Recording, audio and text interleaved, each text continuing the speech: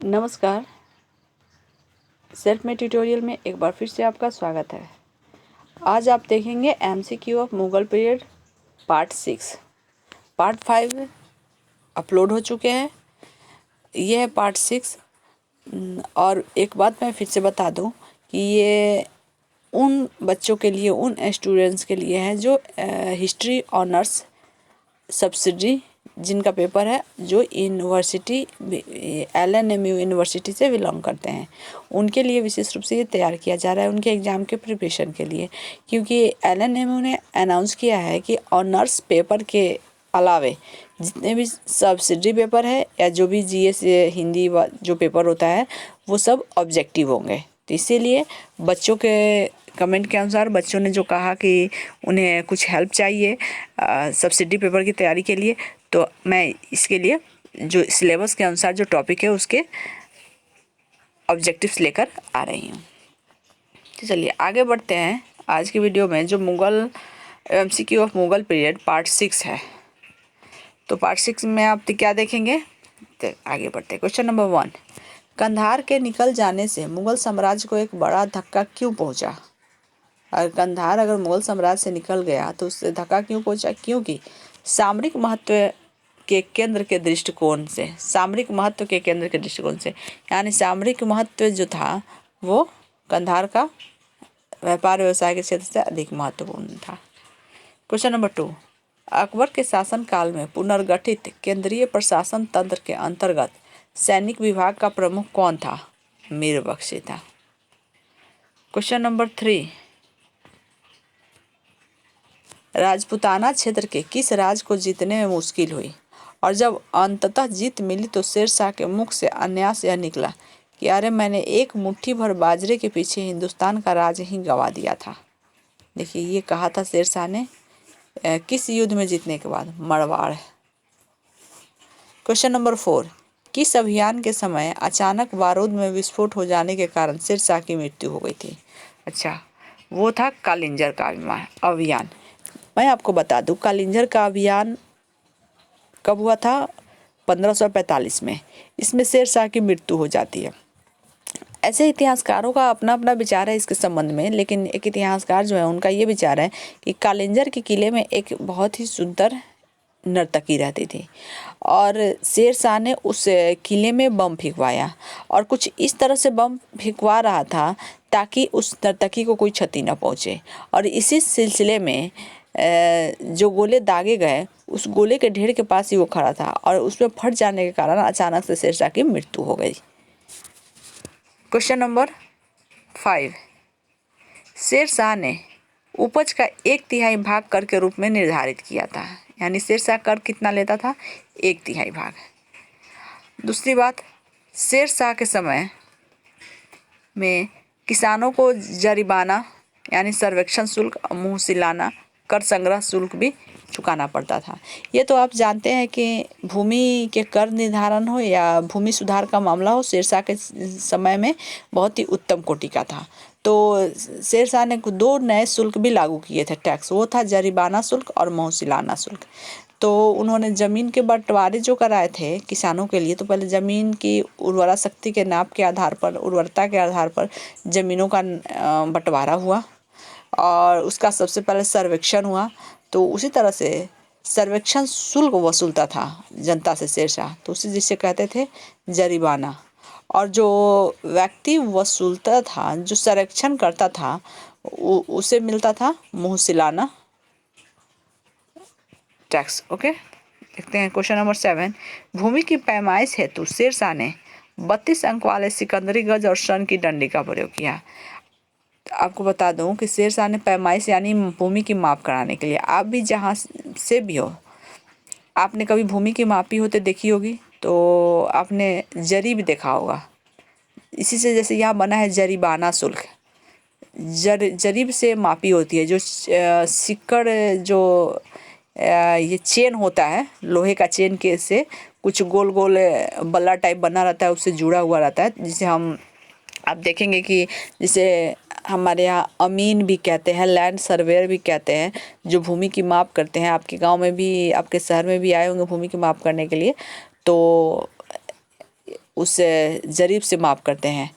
तो पहले अभी जो जरीब है वो लोहे का बना होता है और उसमें पीतल के भी कड़िया लग छल्ले जुड़े होते हैं, लेकिन उस समय 32 अंक वाले सिकंदरी गज एवं सन की डंडी का प्रयोग किया जाता था।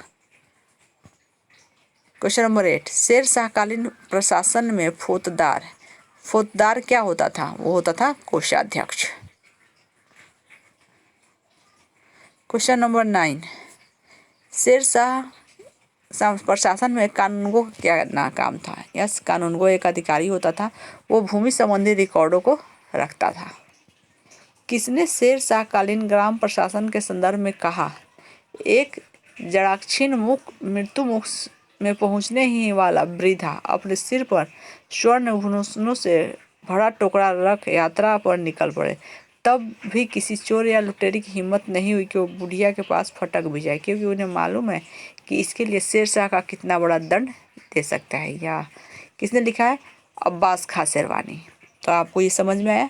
इसमें अब्बास खां शेरवानी ने इस लाइन के माध्यम से ये कहने का कोशिश किया है कि शेर शाह के समय में इतनी शांति और सुरक्षा थी कि यदि एक बूढ़ा व्यक्ति भी सोने चांदी के टुकड़े लेकर बाहर निकलता तो कोई चोर ये इस तरह से भी नहीं फटकने की उसके पास कोशिश करता कि चलिए ये बूढ़ा इससे इसका सामान छीन लेते हैं। तो इस तरह से सुरक्षा उत्तम कोटि की थी, सुरक्षा व्यवस्था जो थी, और कोई भी कहीं भी स्वतंत्र रूप से आ जा सकता था। ओके, चलिए क्वेश्चन नंबर 11, शेर शाह द्वारा निर्मित सड़क एवं सराय अफगान साम्राज्य की धमनियाँ थी। शेर शाह द्वारा निर्मित सड़क और सराय अफगान साम्राज्य की धमनियाँ थी, किसकी युक्ति है? KR कानूनगो की युक्ति है। शेर शाह ने असरफी, रुपया, दाम नामक नए सिक्के चलवाए थे। जिन धातुओं से बने होते थे वो था सोना, चांदी और तांबा। यानी असरफी होता था सोना का, रुपया होता था चांदी का और दाम होता था तांबे का। क्वेश्चन नंबर 13, शेर शाह का पुराना किला किसके द्वारा बनवाया गया? शेर शाह के द्वारा। क्वेश्चन नंबर 14, उमरकोट के राजा विरसाल के महल में किस मुगल बादशाह का जन्म हुआ था? ओके, राणा विरसाल के महल में 1542 ईस्वी में अकबर का जन्म हुआ था। हमीदा बानो बेगम कौन थी? हमीदा बानो बेगम अकबर की माता थी। अकबर के संरक्षक बैरम खां का पतन कब हुआ? 1560 ईस्वी में।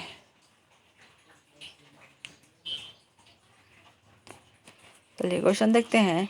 सूर्यवंश के हिंदू प्रधानमंत्री हेमू पहले रेवाड़ी बाजार में नमक बेचा करता था, मगर वह बहुत प्रतिभा संपन्न था। उसने अपने जीवन में लड़ी गई 24 लड़ाइयों में 22 को जीता था।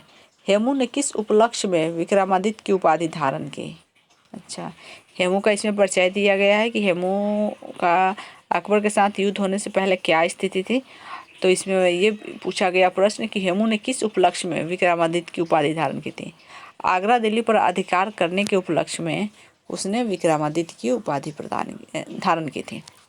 क्वेश्चन नंबर 18, पर्दा शासन 1560-64 ईस्वी के लिए जिम्मेदार अतका खेल या हरम दल के सरप्रमुख सदस्य थी। मतलब इसमें पूछ रहा है कि पर्दा प्रशासन क्या होता है, पर्दा प्रथा क्या होता है, पर्दा प्रशासन।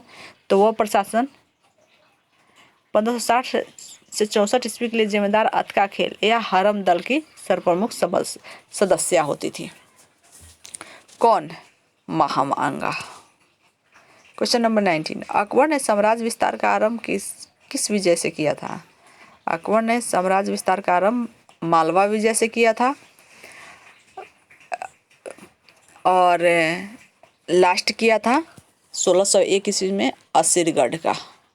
यानी 1561 में किया था मालवा का विजय और 1601 ईस्वी में असीरगढ़ का विजय था, जो उसका अंतिम भी विजय था।